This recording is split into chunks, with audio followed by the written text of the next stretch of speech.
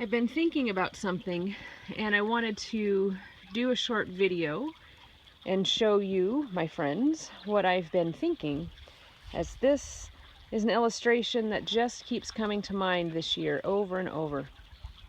So, this area with these wood chips all along here, it comes out a little farther, comes out here and then around up here.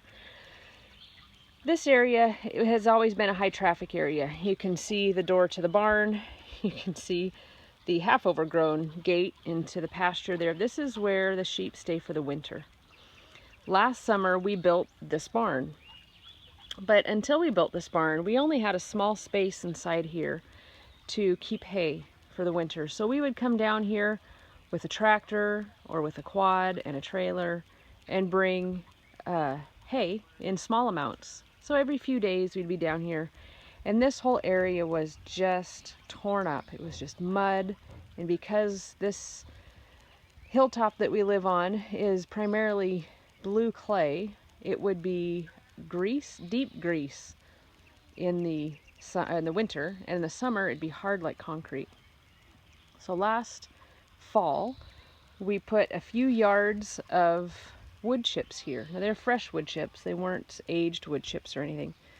But we put them here to mitigate the mud. We built this barn and then we put the chips in at a slope so the water would come down here to where we have another area. This is where the cows spend the fall. This is their water area for the fall as they come through these front pastures. But as you see around the water trough here, the soil is not in good shape. We did put a little bit of wood chips down here, and that was really just, well, in this area, because the water trough used to be over here. But this soil here is dead. There's no life in this soil. The weeds don't grow, the grass isn't growing, and if you go, bend down and touch it, though it would be full of decomposed manure, it's just a hard packed crust of dead dirt. If you look around at the grass around it, the soil life is much better. Though it's not great, it's not ideal, it's there. The difference between this area here and this area over here this year is fantastic. And the difference is the covering. So that's what I want to mention, is a covering. When God created everything, He created a certain order, because He's not the God of chaos, He's the God of structure and order. So as He was creating and setting things in place, we call that nature. Nature has a certain order to things, and one of the things nature absolutely hates is nakedness. And if you look at the soil here, where it was naked before, where we put the wood chips, where the wood chips feathers in with the grass that was here, you can see a lot of plantain. And the plantain is growing really well. It's thriving. If you look over here, my mower has been down for a little while, so everything has had a chance to grow large. And if you look at this plantain, it's pretty fantastic. Some of these leaves are about as big as my hand. There's a couple of them I see that might even be bigger than my outstretched hand, like this. The plantain is thriving here along the edge, and the plantain, if you might know, was referred to by the natives as Englishman's foot because it grows in disturbed soils. Under here, where there's this heavy layer of wood chips, if you dig it back a little bit, you would find that the chips are beginning to decompose, but there's moisture there. There's some dirt, and if you dig even farther, you'll find bugs. And how do I know this? Because here, up against the barn, is where the chickens spent quite a bit of time scratching and digging and feasting on bugs. It's where it was warm in the spring, and it's where it seemed that the bugs congregated first, and so the chickens got them. before they went out in their chicken tractors in the back fields.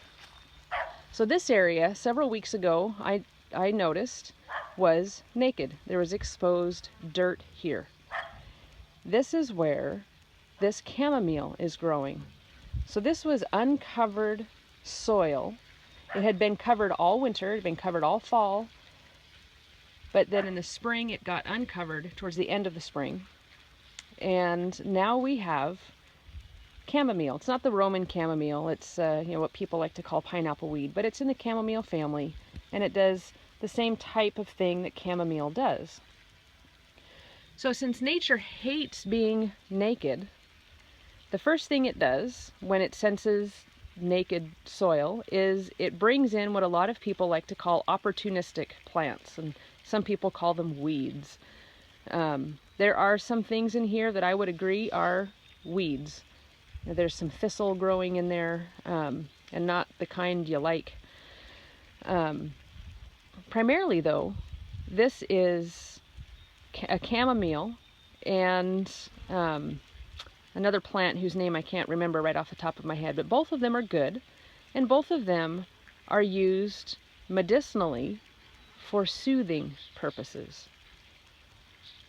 Over here, the plantain that's thriving here on this perimeter where the grass and the wood chips meet, this is where the plantain is growing. Plantain is good for detoxification or cleansing.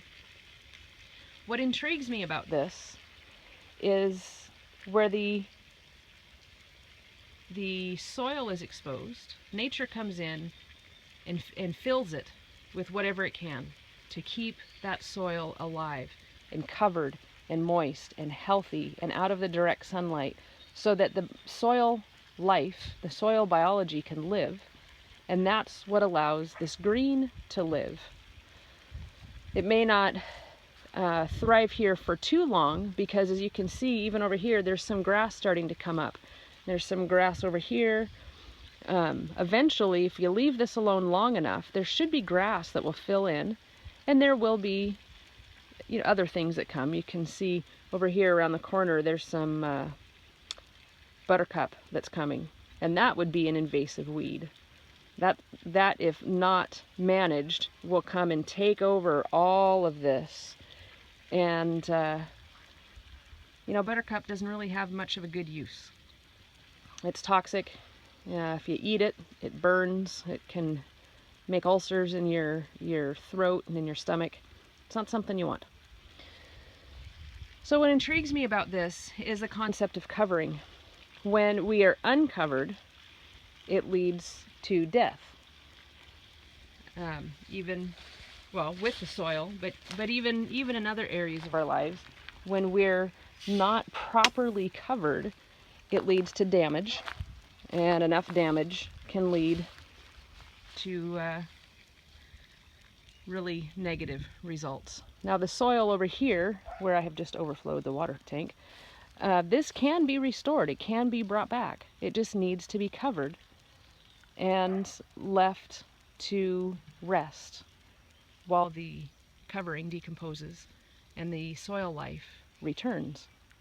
So it's not hopeless. It's just not alive right now. It's withered, dry, parched, and dead. So over here with the covering, you have a light layer, you have a heavy layer, and then you have a layer that was very heavy and then became exposed again. So what intrigues me here is, as the covering comes, it brings life back. And though we may call all of this and all of this weeds and undesirable opportunistic plants, the first thing nature sends is cleansing and soothing. And of course, there's going to be a little bit of poison that works itself in. And if this isn't taken care of, it will take over all of this, and it will encroach upon all of this new life that's forming under here. So there are some spiritual applications that I'll let you draw your own conclusions about. But covering is important. It's just natural. nature abhors uncovered soil.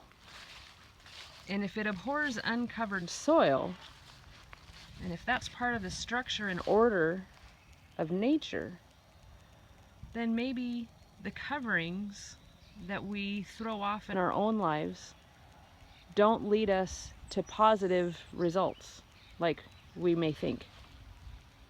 But the covering, even if it's thin, can bring positive results.